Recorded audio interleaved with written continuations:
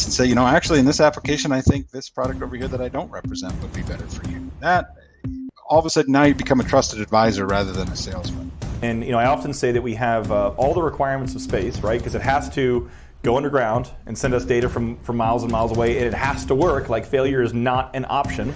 We'll put on, a standard mule shoe. Ours is slightly different just for that, but it's, everybody's got one.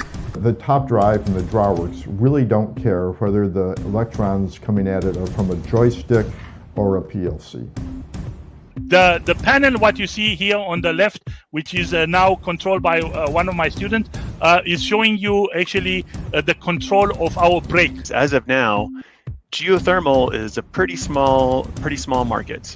If you have tortuosity, the casing will be up against the side on part of the well. There won't be any cement there. The cement will have crescent around it. So managed pressure drilling, it's been defined as a process to precisely control the pressure profile in the wellbore. The key is being transparent with our clients in this case. So tell them what happened. If we had a failure, tell them exactly what happened. Whether it's our fault, whether it's whatever the issue was, we need to be transparent. I think it's very important for everyone in the industry to know what's out there and kind of what's happening downhole as well. I've probably worked on over 40 different performance limiters in my career. If I miss any of those and the computer is raising weight on bit and I miss any of those, I have a train wreck. The computer's going in the ocean. Here's your new colors, here's your new thing. We won't do that at all. Here's the tattoo you need to get. Yeah, here's the tattoo. Sorry about the last one. We used to fake that all the time.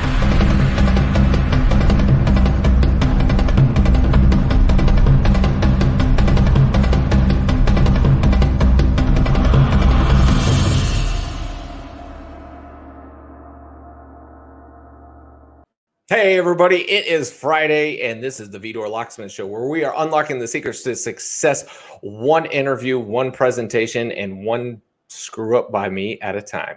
Look at that, nailed it all right there. A whole new intro for me. I'm so happy that you guys are here. I'm so happy today is Friday. So much going on in my world. A lot of stress over the last 24 hours. My son actually had a fever the other day, and that just, normally it'd be like, hey, here's some Motrin, some water, hug, go lay down, bud, enjoy your night. Nope. This is a whole new world we live in. So your son gets a fever and the whole world comes crashing down.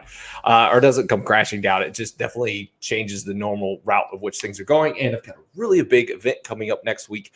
Don't know if you guys have heard about it. The Rotary Serval Virtual Event. Rotate it, push it. Or wait, no, push it, point it. I don't even remember what it's called. There's 6,000 people signed up, and I don't even know what the heck the event's called. Wonderful on my behalf. Push it, point it, rotate it. It's going to be an amazing event. Been working really, really hard on that, taking up a lot more time than what I ever really anticipated, probably just because I really want it to be a good event. So for everybody that's out there watching, hopefully you have signed up. If you haven't, completely understand. But let's do this. Let me know who you guys are watching from. Is this your first episode? If it is, I apologize because it's not a normal one. We're just gonna kind of wing it with this week, and we're gonna have fun. We're bringing on Keith Stelter. I'm gonna get his name right. He told me I got it wrong, and I've been getting it wrong, and I apologize to him, not only in person but live on air. I've been getting his name wrong. Keith Stelter. Stelter. So for everybody else out there that's listening, it's Keith Stelter. He's been an amazing part of the show. Awesome guy to be able to just call and talk to. I called him like 9:30 last night. Had an idea in my head. Just called him, hit him up. Oh, look, Matt Hill just joined us in the green room. This show's getting good. So maybe you'll be the next person to join us here in the green room. How about this? We'll have 4 people on the screen. It'll be 3 of us talking, and then we'll bring in some random people. Let me go ahead and put the link in there. Here it says invite, copy to clipboard. We'll go over here. I'll post it here, which means it'll go out to YouTube, which one person's watching. Whoever you're on YouTube, thank you for watching. And then I'll put it over here on LinkedIn as well. So if you want to, click that link, and then you'll be able to join in. So let's scroll through some of the fun stuff here. We got Brian Dugas watching. Brian, Beaubridge, Louisiana. Thank you, sir, for being here. I truly do appreciate it. He's been posting some stuff about rotary steerables. He's been doing the 28-day challenge. I don't know if he's been posting every day, but he's been consistently putting out MWD, directional drilling, rotary steerable content. He's put out the history of MWD stuff. This guy is just a huge wealth of information, and he knows his stuff. So if you've got questions about MWD, this is a guy to talk to. Probably be tuning up pretty soon to be able to do some really cool stuff together. We got Naveed. He says hello to everyone. Hey, hello to you too. Roy Sean says 6,000. Way to go, homie. Thank you. I appreciate it. Also, you guys check out Roy's stuff. He's been putting out some video content. He's getting really good at it. He's gonna have a show probably here pretty soon. He's saying good morning from Pearland, Texas. We got Christopher. I don't know which one you go by, but Christopher Montan. Hopefully, I got your name right as well. Excited for next week. Happy Friday. He is going to be on. He's on the domestic operator panel presentation. He'll be there with the likes of Katie Mills, Dakota Murdoch, and like 20 other people that have said yes. Getting operators to be on panels is not easy. So everybody tells me, oh, you should get Paul Pastusic, or you should get this person, or you should get that person. It's not that easy. They have legal departments to deal with, like massive legal departments, communications departments, and HR departments. I don't have any of those, none of them. So it's really easy for me to be able to go live, but it's not always easy for them. So trust me, I have asked Paul Pastusic 100 times to come on this show. The best we can do is to get Fred Dupriest to keep coming on. Meet him, by the way, talked to him on the phone for like 45 minutes today. We're in the works of doing some really cool stuff, so y'all stay tuned for that. You got somebody tuning in from KSA. I'm not going to butcher Muhammad. That's his last name. I can get that right. I won't get any of the other parts right. We've got LinkedIn user from Alberta, Canada. Peter, who has been on the show before. If you haven't seen it, we had a problem with LinkedIn that day. So all of his content is exclusively on YouTube. He's the only person who's only on YouTube versus everybody else. They're either on LinkedIn and on YouTube, but he's the only one that's on YouTube. Be sure to go check out his stuff. It's really, really, really interesting. Nate LaRue tuning in from Drill Tech. Nate, thanks for being here, brother. I really do appreciate it. All right, guys. Let's see. We got the private chat joining in StreamYard right now. So now we have got the one and only Mr. Roy Strons, who's in the green room as well. You can see he almost looks like he's a little nervous. He's yeah. I bet he's going to tell us something about Site Pro. Just got a feeling. All right, guys. Anybody else that wants to jump in, be sure to click the link. We'll kind of just, if we start getting a whole bunch of people, we'll just kind of rotate through everybody.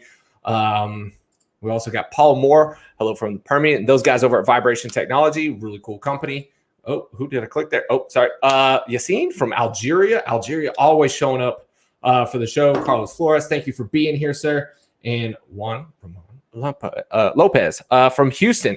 Don't forget. Oh, here, I should do that. For all of my Spanish speakers, I apologize. I probably will butcher the language, but we've got.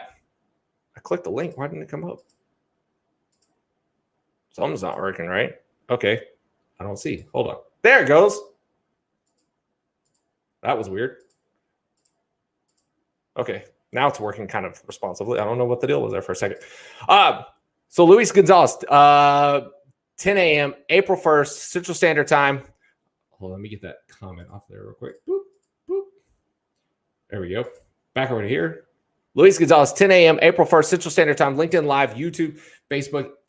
That show is going to be 100% in Spanish. Even my part is going to be 100% in Spanish. If I screw up, then I screw up. But I'm going to step outside of my comfort zone and do everything I can to be able to do that whole show in Spanish. So look forward to that. Next week, we already talked about it, Rotary Steerable event. There we go. How about this? We're not doing a minute with Keith. We're doing a whole bunch of minutes with Keith. Stelter. Keith Stelter. All right. Here's what we're going to do. We're going to play the How It's Done intro because we got another company signed up for it this morning. We got another company signed up to do season 2. We got a couple others that are, I've got meetings with them this afternoon. We're going to get a whole bunch of companies doing this. I'm really excited about season 2. We'll play this and we'll be back with our guests. Thank you guys for being here.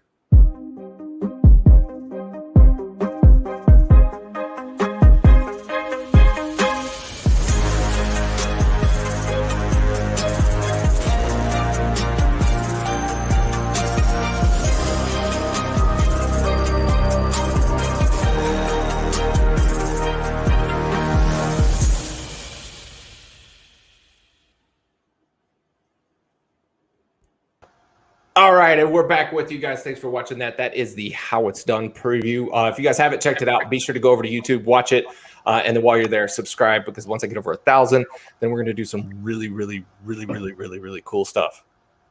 Promise you it'll be cool. And if it's not, then you guys can all unsubscribe right away, and I'll just delete the channel.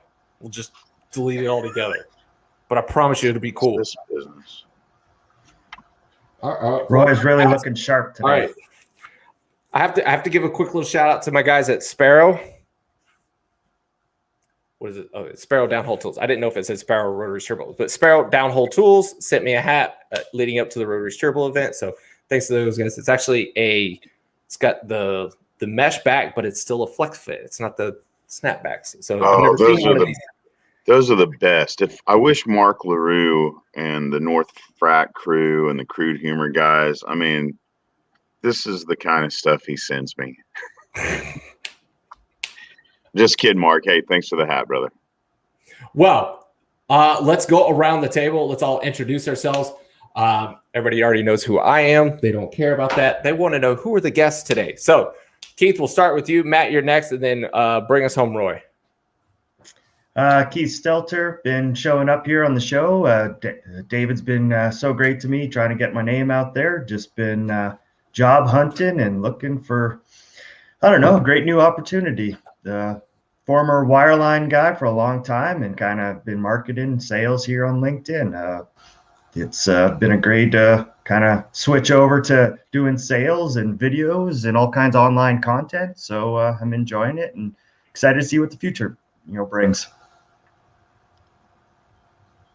Whose turn? Matt, your turn.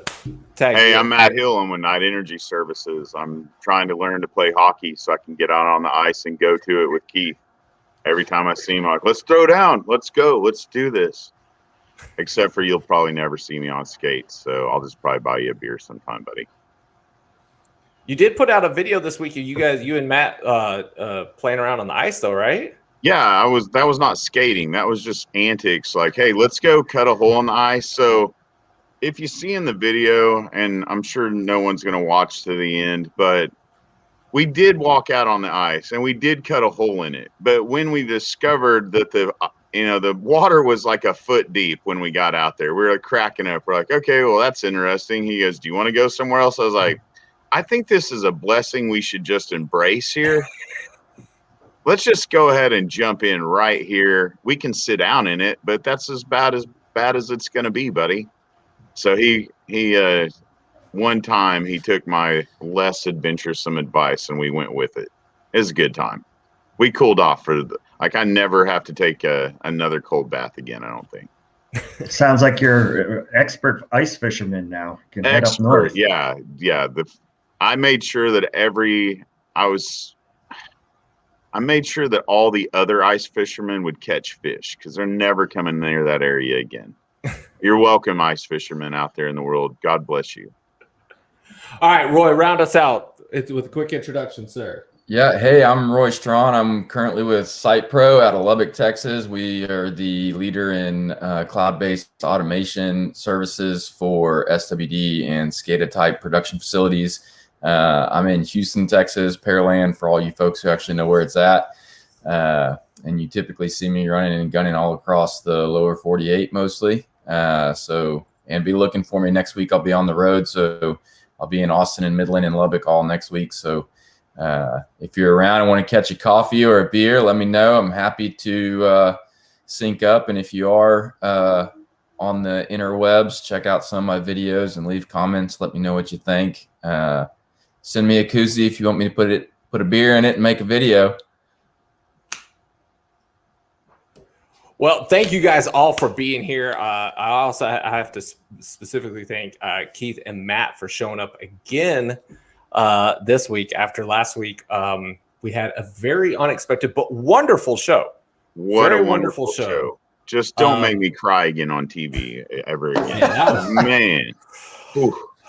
Thinking about your own kids going hungry, man, really puts you in a place. So, but thank you guys for coming back this week. It was an amazing show last week. After the show, usually I judge the success of a show not based off of how many people watch in real time or how many comments we get. Usually it's based on how many people approach me after the show was done and send me a text message or send me a DM and say, hey, that was amazing, or that was crazy. And last week was one of those shows where we got a lot of people reaching out to me afterwards and were like, hey, this was incredible. Thanks so much for bringing this to our attention. We're just blown away by it. So I'm still trying to work with the organization is called Kids Meals. Let me see if I can bring it up. I think I still have the thing. Yeah, there we go. Kids Meals. It's over there. Just to bring up, David, sorry to interrupt you. There's that great post that Brandy tagged you in and a few other people that for every like and comment, they're donating that company. What is it? 1,000 Americans. It escapes me at the moment, but they're making donations. $1 million. $1 million per like. That's what he said. I'm pretty sure. $1 billion per like. There will be no more hungry children. Something like that. But yeah, they were on the show last week. They told us about what went on. They actually had since the power went out during the snowpocalypse, and they had a lot of their food that was refrigerated food or perishable food that went bad or that they had to get rid of. And so they came on here and talked about who they are and what they're doing and trying to see if we can have the oil-filled community to be able to come together to be able to help them out, whether it is volunteering, monetary, or just being able to help out with the logistics and equipment that they're looking for. They did say they are looking for a pallet jack, whether one of the automated ones or a manual pallet jack. So if you're watching today and you know somebody that's got one and they can donate it or just need to get one out of the shop for whatever reason, hit me up or hit the people over at Kids Meals up, and we'll get you guys squared away. So, all right, guys, this week it's like we are going into what I would call conference season, right? So yesterday there was actually an in-person conference with, I think it's Daniel Energy Partners or something. I wasn't invited. It was an invite-only thing. I wouldn't have been able to make it anyways, but it was cool to be able to see online that was taking place. And then next week, we've got my event. The week after that is SPE, ATCE, and there's probably about 4 or 5 other events that are all taking place over the next couple of weeks. How do you guys, kind of cut out your schedules to be a part of these things? And what are you looking for as far as an online event, and what's your thoughts also as far as going back to doing in-person stuff? So I'm fully ready to go back to in-person. I had a real internal struggle today on whether or not to load up and go out to the IADC clay shoot at Westside and Katy. There's been a lot of folks showing up to those types of things just to get some interaction. So I almost just drove out there today, but decided I'd try and be a little bit more productive maybe. And of course, I had to join the Gibson show. So, but there are some cool ones coming up. I actually participated this week in a virtual conference that was actually, it was run very well and had some great breakout sessions, and I liked it a lot more than I thought I would. But I think ultimately, me specifically, and I think really a lot of other people too, are looking for that engagement. So how do we get that engagement again? I mean, we're all salespeople, so we thrive off being around other folks, and we're not the interactions are a lot harder to come by, especially in a group setting. So I think a lot of us are looking for that. So I think, when we go into these things, good, successful, active breakout sessions or good engaging content, people that aren't just, slinging more fluff. I think there's a lot of movement right now going on in the industry, and I think there's a lot of things that should be talked about and brought to the forefront. And I think there's a lot of virtual conferences coming up that could definitely help facilitate that. What do you guys think about the NAPE conference coming up that's going to be online instead of like in person? I mean, that changes a lot. Yeah, I thought NAPE was always kind of, prided itself on being an in-person. That's where deals are done. That's where, the big boys meet and talk. And I just don't know how that's going to fare not being in person. But David asked, how are we going to do, how are we going to engage? I mean, obviously, if it has to do with oil and gas and it's online, I usually sign up and try to make it. Hey, if I have to buy more laptops and put them around me, so I'm watching more screens, that's fine by me. I mean, I love everything about what we do in our industry and learning all the time. I hope that for many, it might not be the same experience, but I can tune in and learn, plenty by each experience there. So at least they're still doing it. They didn't cancel it. They said, hey, we're going to go ahead and do our best effort with, at least the technology that's involved, we're going to try. So, kudos to everybody that at least has their event, even if it's online. Bravo. I've been trying to treat them kind of like podcasts, right? So the way I've got my office here set up is I've got a TV up top here. I mean, obviously you guys can't see. And then I usually am dual wielding laptops. So I usually, have the conference on in the background so that I can hear and engage when I need to. Sometimes if there's a lot of visual interaction, it's a little distracting for me personally, but I at least have that up there so I can engage and then steady cranking away on work. And then if there's, when it comes to like a breakout session, then I'll transition. But one of the other big things I did actually is I went and got me one of those desks that I can, raise and lower so I can stand and work or sit and sit. And so, being able to work throughout the day in different positions, and then that allows me to like engage and stay engaged, both in the work and the conferences. So I think that, little things, little tips and tricks like that, and prepare for them, go ahead, get your coffee set up, get you a bottle of water, your Nalgene set up over here. Little things like that helps you stay engaged because there is still a lot of scuttle that I think is important. And then the other big, tip I would have is always stay tuned into the chat functionalities in these conferences. There's a lot of very engaging, interesting conversation that happens over to the right side of your screen. If you haven't, but it's pretty interesting stuff.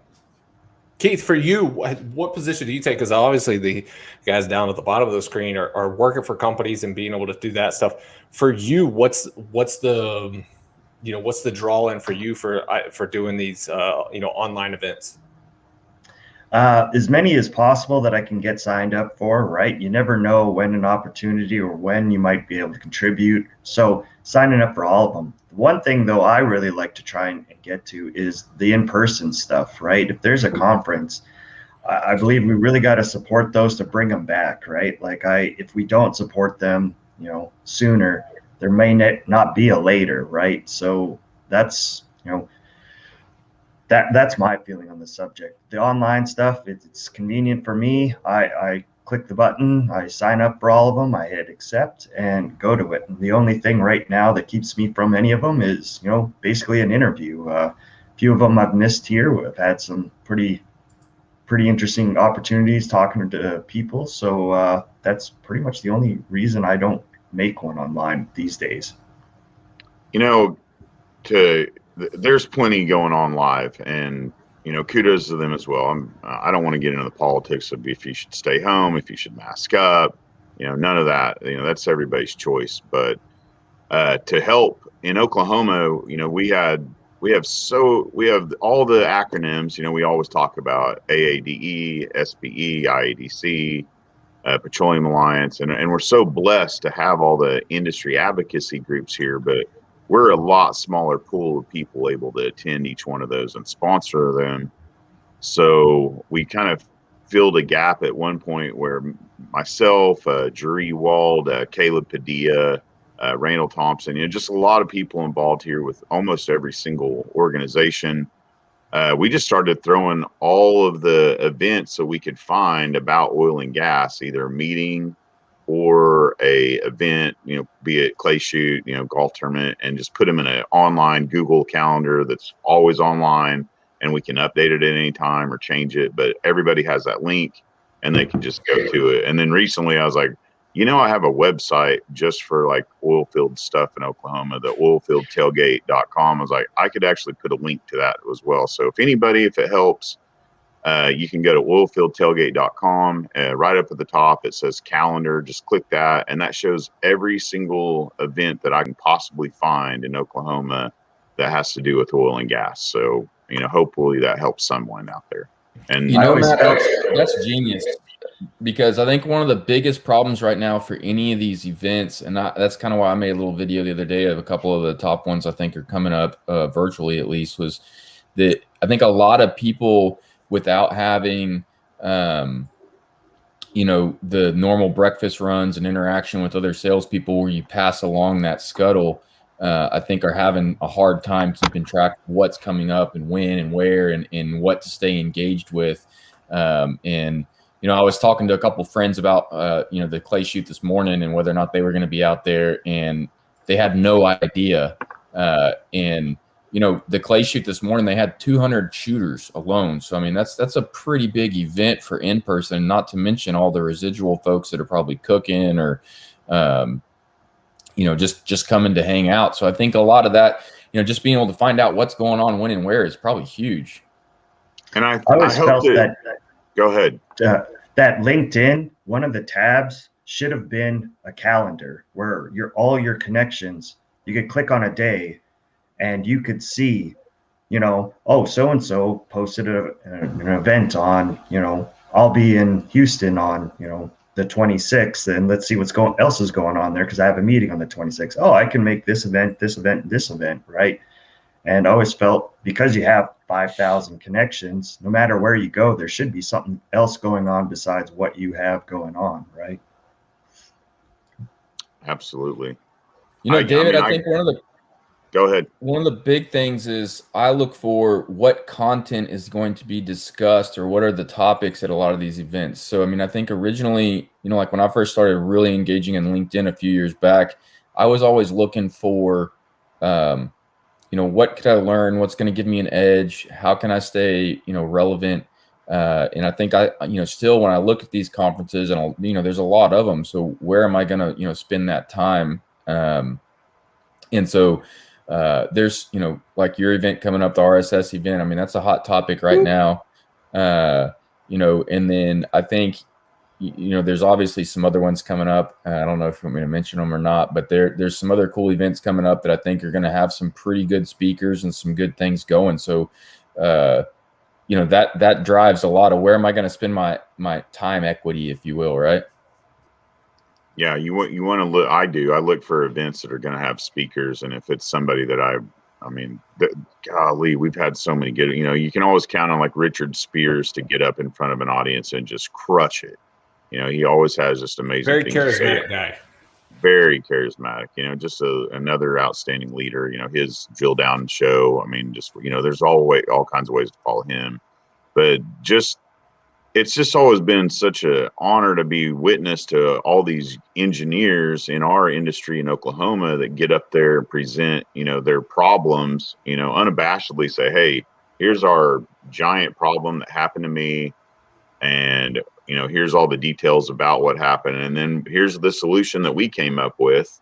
And then also, hey, I'm open to hearing from you, the audience. Do you think that was a good idea, bad idea? Where could I have improved? Like the AAD symposium that we're missing, once again, and we'll have it again next year. But those are you can't even quantify that how much value those give us to be able to gather to each other and exchange ideas. It doesn't happen often enough. Let me ask you guys this. Obviously, from what you guys are saying, and from myself as well, we want to be able to get back to those in-person events, because to me, in my perspective, when we do in-person events, that's when the anomalies happen, right? That's when, yes, I'm planning to go see Jonathan Lightfoot from Oxy talk about survey accuracy, but it's the fact that I bump into somebody else that's in the audience that I've never met before, or they ask a question at the event and I can see, oh, okay, that's a worthwhile. Let me go talk to that person on coffee break and be like, hey, that was a really good question. I like this, whatever. Those are the moments that I'm obviously really looking forward to. On the contrast to that, do you guys see where maybe there's a potential here for us to continue doing the online events. Maybe not to the volume that we're having to do them right now, just for the simple fact of, a lot of people are still concerned about, doing in-person stuff and not being able to get the volume of people to show up because of some of the COVID restrictions or whatnot.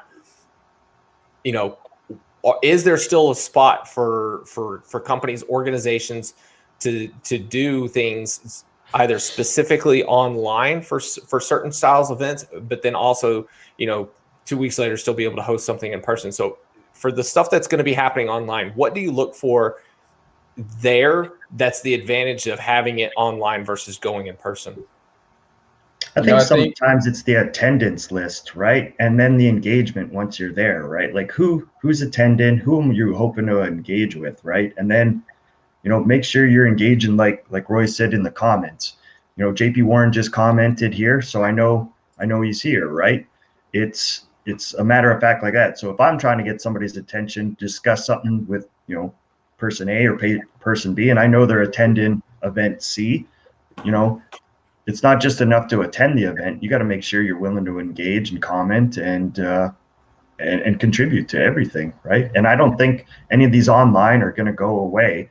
The ease of them, the ease of attendance, it's just going to add up. I think we just need to support the in-person stuff, but I think the online stuff has been brought to everybody's attention to how, hey, I can just jump on this conference and then you can do 3-4 conferences in a day and still get a decent amount of work in a day. So it'd be pretty hard to do that in-person conferences. That's just my take. Here's a great point, and this is one of the things that I've always kind of battled myself with at being on the board of directors for the IADD, is the fact that so much of what we do is almost kind of self-serving. There's, there'll be engineers, there'll be sales reps, maybe there's going to be some operators or clients, but the people that are always the least informed and are probably the most effective by what happens at conferences are the field guys. So Donnie says here, online is useful for field workers that can't always make it in person. I think this is absolutely huge, because the great thing about the oil field is that, if you are working in the field, essentially you can live anywhere, right? If you're doing your 2-and-2 rotation, or if you're working by the project or something like that, you don't have to live in Houston. And so if you're not living in Houston and there is an event, you're either, having to scuttle down there on your own dime. But with these online events, it would allow us to be able to engage more of the audience that I think has been left out to an extreme degree over the past years and not being brought forward into the conversations, mainly like stuff like around drilling automation or remote operations. These are conversations and things that have been taking place for quite some time within the IADD community and the events that we've been hosting. And then when things start to roll out, everybody's like, what does this happen? It's like, well, these are all conversations that have been happening for quite some time. It's just the field guys never got to be there to be a part of those conversations, to be able to put their 2 cents in about it. So Donnie, thank you so much for bringing up this point, because it's definitely something that I've tried in the past to be able to have more engagement with. But I definitely think the online arena definitely helps out with that. Yeah, and one of the things I remember when I was at NOV, for example, and spending is always crucial, right? Like, what are we spending money on, and who, where are we going to get the most bang for our buck? And so if you look at like some of these events in person, especially some of the AADE, SPE, where you have annual memberships, some of the things that these companies look at is, well, hey, do we have to pay for this guy's membership? Also, is there an entry fee to the conference? And a lot of these virtual ones have had either no or very inexpensive entries to these conferences. So I think you're able to address a much wider audience that even outside of the field folks, maybe there's, a younger group coming in or some interns or something that would benefit greatly from that exposure to more of the industry. But now it's really helped facilitate an environment where they can really interact with the rest of the industry. Yeah, I like you're right. You hit the nail. They're going to dip their toe in the water and just find out, like, man, why have I not been going to AADE, SPE, IADC? Like, all these, people are involved, and next time I get a chance to go in person, I'm going to, because they, experience just the online event alone. One of the other things too, I think, is SPE, AADE, IADD, pick your acronym, I guess, but some very, very great, great organizations. But there's a lot of other newer avenues to pick up and get engaged in the industry. And I think, a lot of people, I think, have been maybe historically intimidated by some of these very technical, they've been run by some very big names in our industry. And so it makes it kind of overwhelming to step up to the plate and try and get involved when you're dealing with, some of the, legends in our industry, like the Lightfoots or the Michael Bohonics or the Patusics or, some of those folks. And so when you have things like Vidor Locksmith or Digital Wildcatters or Oilfield Helping Hands or, a lot of these other podcasts around the Rotary, Fossil Fuel Friday. Fossil Fuel Friday. Anyway, a lot of those things I think are really help engaging a different part of our industry that maybe hadn't been stepping in just because, a little intimidating to bail off head first into some of those big organizations. I definitely agree with that. Oh, go ahead, Keith.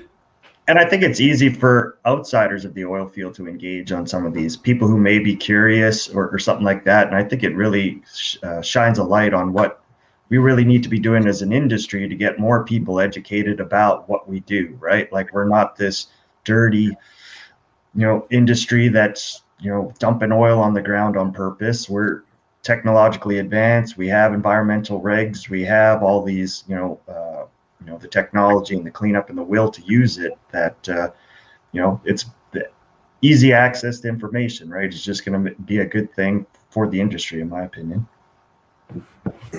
So Ryan says here, it gets as close as you can to face-to-face, faster than a jet. It removes lag time for improvement and implementation from the office to the field. We used to do half-hearted conference calls. Seeing a face shows true involvement in the conversation. And that's, being able to see somebody's body language and their passion for talking about something. Like when we had Graham Mensah-Wilmot on this, on the Vidor Locksmith show, if you guys ever watched that one, like, you will see somebody who is truly passionate about what they're talking about. And it just, like, he gets into his groove and it just starts coming out. That's a great point as well. But it's also great. That's also one of those things that you can also experience that live as well. But then the thing comes, it's like, when they're doing that, did you get the same engagement from, being in the audience, or did you get the chance to talk to them during the coffee break, when like 10 or 15 other people are crowding them up too. So Ryan, thanks for chiming in there and welcoming us there. We also had somebody say, as far as the online events is great for international, because obviously oil and gas is not specific to the U.S. There is a kind of a U.S. specific business model, but essentially a drilling rig is a drilling rig, whether it's here or if it's in, West Coast Africa. So that is a great thing to be able to get the entire community and not just the domestic community involved in some of these events, and for them to be able to get educated on, some of the things we do. Because obviously, a conversation that Fred Dupriest and I were having this morning was, there's a lot of meat still left on the bone on a lot of international operations. So there's a lot of improvements to be made there, as opposed to, looking at some of these wells that are being drilled in the Eagle Ford or in the Bakken, even some of them out in West Texas. Like, they're drilling those wells about as fast as you can get. ROP is probably to the point of diminishing returns as far as the key element to go after. It's, Dr. Catalina Teodoro came on and he said, rigs spend more time tripping. They shouldn't be called drilling rigs. They should be called tripping rigs. So if you start looking at like different performance analytics in the drilling world too, people aren't as focused on ROP achievements as much as they used to. Now it's, on consistency and overall cycle times. So if you start looking at things going down, like if you're looking at, hey, if you're trying to sell or push a product, or thinking about, hey, how do we improve this connection time, buddy, that was 10 years ago. Now it's, where do we look at this cycle time? What can't be tracked through an EDR right now? Your rig moves, or for instance, the big thing right now is tripping time. Why can one crew trip faster than another? Things like that. But there's a lot of improvement left to be had that's outside of somebody standing on the brake handle. It's great. It's amazing what's out there. Amazing what's out there. I love it. I saw a really interesting conversation actually that I thought would get a lot more engagement. If you haven't, maybe go check it out. But Donnie Fulton, I've actually never met him, but I've just seen a lot of his content on LinkedIn. He actually posed a question. Here watching today. Hey Donnie, so he actually suggested something. I guess maybe he came up against something in an interview where he didn't have. I'm reading into this, so I don't know how much, but I'm reading between the lines, and it sounded like maybe he had some great experience to offer, but maybe nothing, close enough to where this particular folks were going to be drilling. But I think that there's a lot of technologies out there now that can help shorten that gap to where you could get somebody that maybe was a better fit for the team and project, to where there was an easier route to share that knowledge to where it would have better impact to the overall performance of that well in the long run than specifically to that hitch, maybe per se. Did I explain that right enough? Yeah. Well, right, hopefully no, Donnie's watching, so It's kind of giving me a look. No, I think that there's definitely a merit to that, and it is something that we are dealing with, and the counterpoint to that is Matt Isbell did a presentation for the IDD at one point in time, talking about how they were doing their remote operations for all of the assets they had and the acreage they had in North Dakota with Hess. And they said at one point in time that they had one of their vendors like push really hard and say, hey, let us bring one of our directional hands out there to drill one of these wells for you guys. This is our top-notch guy. We think he could do really well.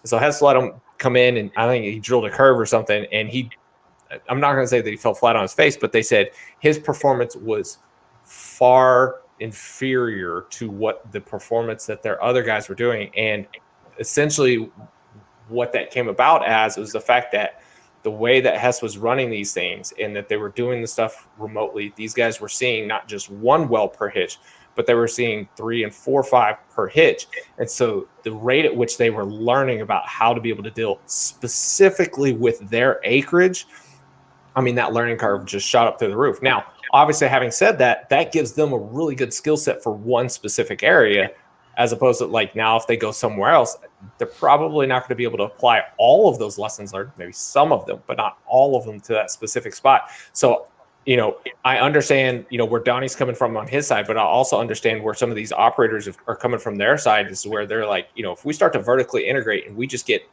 a handful of people to do the same process over and over and over again, I think we've all probably had that job at some point in time where it's like you have to do something repetitive, and then all of a sudden you get so good at it. You see the kids like at Taco Bell or Burger King or something like that, where they can just flip up the burger and go with it.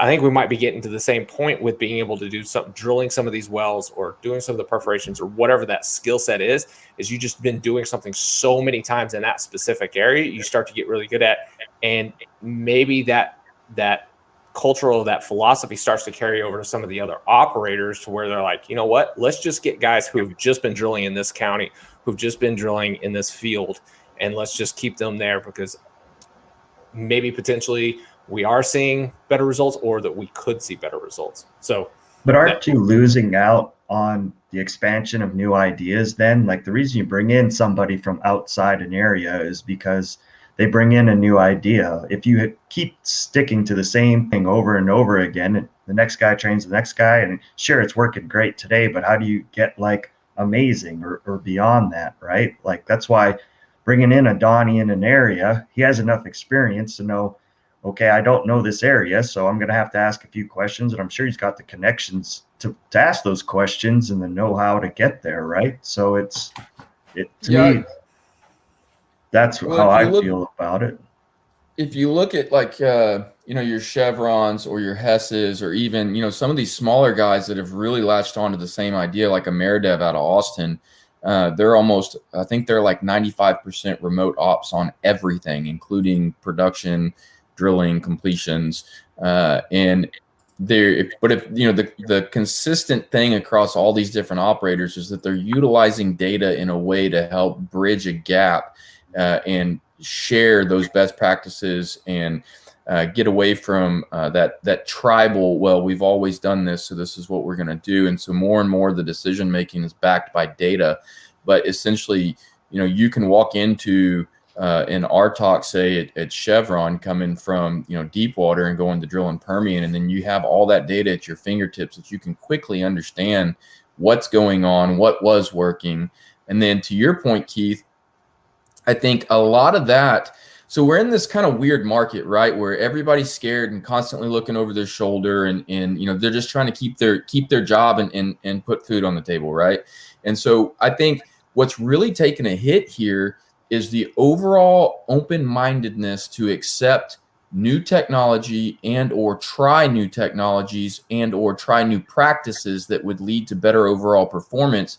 And a lot of that, I think, comes and falls on the shoulders of leadership within these operators to help facilitate an environment where their people are willing to try and push that envelope some way or somehow.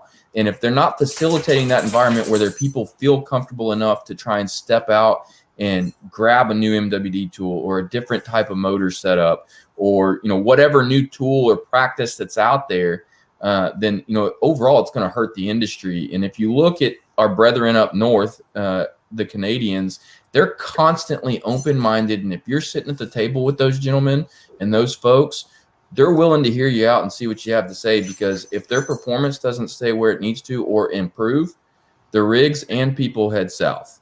And, that mindset, I think we could all learn from in lower 48.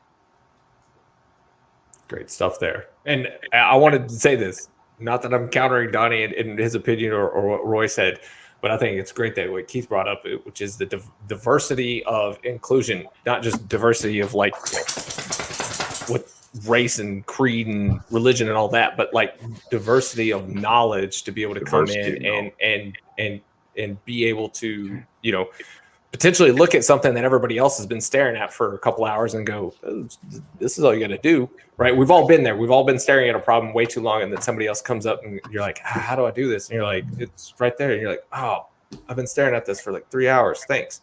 So David, I do want to also. That's why what you're doing right now is so vital. I mean, the fact that you create this content and keep plugging away at it, I think that lends itself to everything Roy said. It's and Keith as well. We're getting the diversity of knowledge.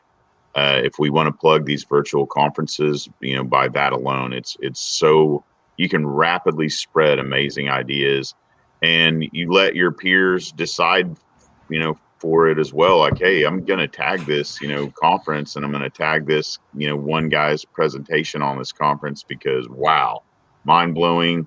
This is what they're doing.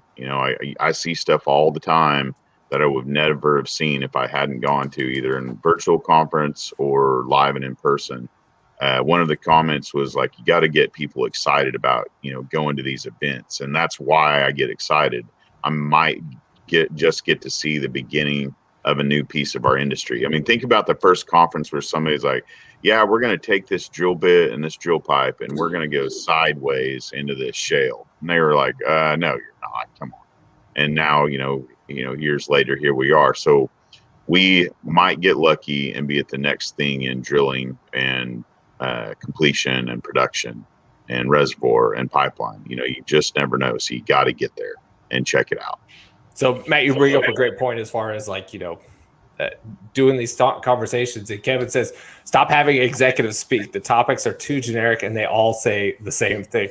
I agree 100%. I have learned that lesson through my show. There are certain people that will come on and just be bland and say mission statement level stuff and not want to dive off into the weeds and not be honest or true to what the conversations are actually about. And then there's other people that like are in the thick of it. They're dealing with it on a day-to-day basis. They're having to implement these new solutions, and they don't have an HR department or a PR problem to deal with, and they can just really speak the truth. So this is definitely something. Sometimes you don't have to maybe they just need better executives. I have to play both sides of this because there are some interviews that I've done. I never expected them to go that way, but that's where they ended up going. And you can't always prepare for these things. You can be like, all right, these are the things we're going to talk about. And then they can answer and do a political 180 on you. So that's fine. Yeah, hey, to that point, David, today, you talked about, so I'm just going to plug my Fossil Fuel Fridays just for 1 second. about an exciting guy that came on and let me film. So today I aired David Ramsden-Wood, and oh my gosh, that guy is unabashedly, he will say exactly what he's feeling from his heart and his guts about the oil industry and what he can do, obviously he's got kicked off here maybe. So not your show, but LinkedIn. So if you guys have time, follow out there watching. He's been on this show 3 times. So yeah, I mean, he will tell it like he, feels from his heart. And that's a rare enough thing on its own. And then also you just, narrow it down to our industry as well. Like, whoa, he just said that in this room to everyone. Cool. I'm impressed. Good job. I think there's something to be said for adding a little bit of being brash in our industry and not allowing some of the companies or people in our or in our industry to be able to paint the narrative that they want. And, whether they say that they're number one and nobody else can touch their technology, or, this is bad or this is good or whatever. Yeah, I know that I've had a lot of frowns and piercing eyeballs pushed my way at some of the IADD meetings, and they know that if we're one of those in-person meetings, 100% I'm asking a question regardless. So there's definitely something to be said there, and I think it's a good thing for our industry to be able to get into the point of being able to question things that are taking place, question our industry, and and not be afraid of being questioned, because if you stand by what you say and you believe it to be true, then defend it till the bitter end. So I love seeing David. He's been on the show. Like I said, he's been on the show 3 times. Phenomenal every time. So be sure to go over to Fossil Fuel Fridays. Go check out some of the stuff that Matt's putting out there. All right, guys. Let's do this. We're almost up. I mean, we're almost at an hour. And JP Warren says, "Love me some Fossil Fuel Fridays." JP, if you're going to join the show, dude, here's the link again. Put it out there. Oh, did I? The wrong button. Oh, that link's not going to work. Don't do that one. Do that one. All right. We'll go around the table here. We'll give everybody a chance to be able to, I don't know, you can talk about whatever you want. And then, because we'll round out the show here, because I got other stuff to be doing, because I got 6,000 people to entertain on Wednesday. Roy, we'll start with you. Then you hand it off to whoever you want. What are your thoughts for the week? What do you want to share with the audience while we still got them? It was great. This was a lot of fun. Really appreciate it. I followed Matt's stuff for a long, long time. Bebopped in and out of his own area too. I'll be traveling next week. I'll be basically Austin, Midland, and then maybe Lubbock. But if you guys are around and would love to catch up, I'd love to share a coffee or maybe even a beverage. Let me know. Be sure and stay active on LinkedIn. The other thing I would just encourage everybody, if you see a job posting or you see somebody share something, reshare it, tag folks that are looking, try and stay involved. If you see someone maybe that you can help some way, somehow, whether it's even just, hey, let me review your resume for you, or, make sure they know who Amanda Rico is, stuff like that. Just try and reach down with your hand and grab a wrist and yank as hard as you can if you can. So anyway, stay frosty and stay tuned. Matt? Man, I don't have a lot to add to that. Hey, I feel you. That's beautiful words. I can't thank you enough, David. I love you, buddy. Thank you for what you do. Thank you. So many people out there are just making amazing content. I mean, there's such a long list now. So please, everybody, if you just get a chance, just go online, type in #oil and podcast and find everybody out there making content and just give them a pat on the back. They're doing something new and trying to make sure that, we all stay, everyone stays reminded of how vital oil and gas is. So thank you from the bottom of my heart. Take care and God bless everybody. Keith? Just want to thank David. Been great making the appearances on the show. And if for everybody who don't know out there, yesterday we went live with my wireline directory featured on his website. Yes. I'll be updating that. Had some great feedback already. People wanted to be added to it. Great exposure.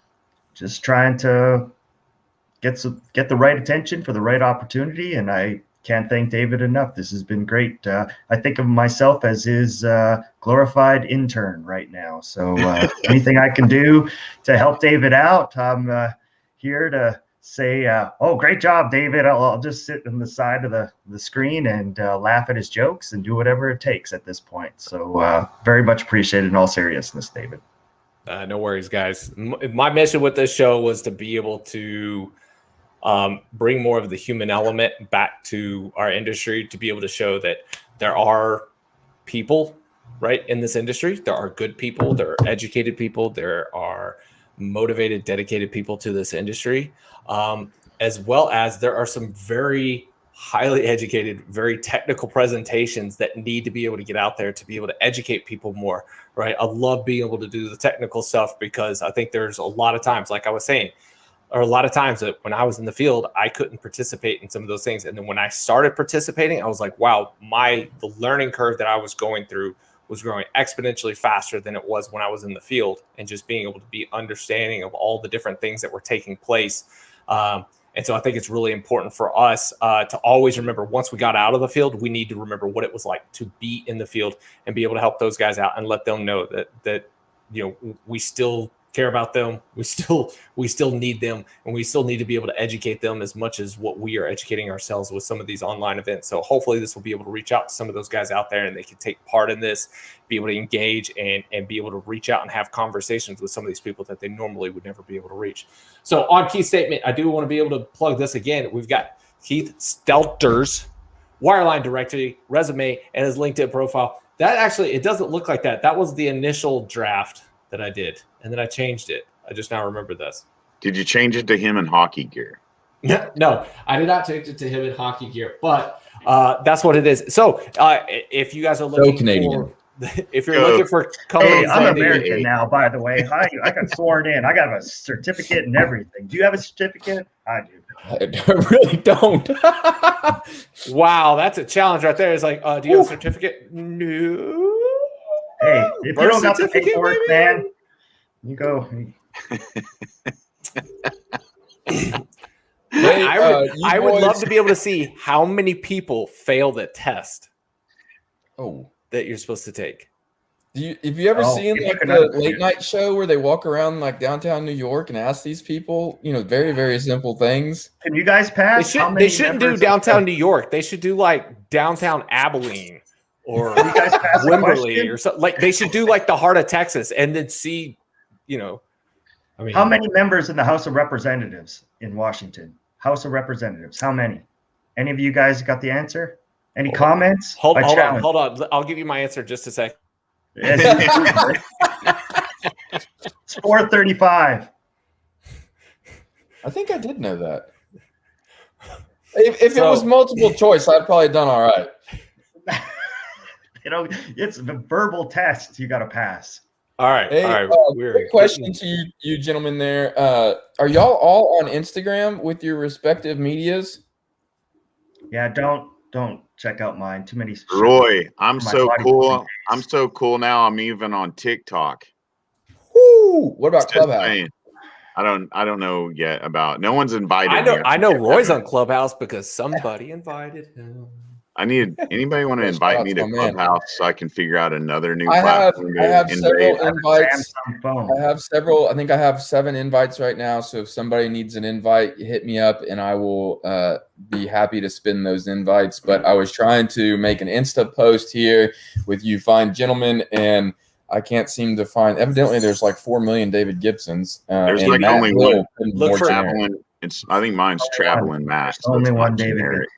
Gibby for Gibby. So it's my nickname, the number 4, and then Gibby again. Gibby for Gibby. That's mine. Gibby. Hi, Gibby. Yep. That's the nickname. All right, guys. Thank y'all so much for being here. I do appreciate it. For everybody that's out there that's been watching, thank you guys so much for supporting the show. If the show is for y'all, it's for the audience. Nobody tunes in to see me talk. That's why we bring on guests. And we're trying my best to be able to bring you guys something new every week. I've got a bunch lined up. I don't think I'm going to do a show next Friday because I'm going to take some time off after Wednesday next week. I'll take over. All right, good. Keith. I'll send Keith the link. Keith can do the whole show by himself.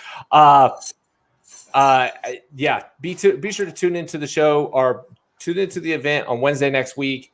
Tune into whatever Keith's going to be doing Friday. Maybe I'll sit in the audience and just watch and not actually participate in any way, shape, or form, maybe other than just heckling with comments. Other than that, guys, be great out there. Do amazing things and know your industry.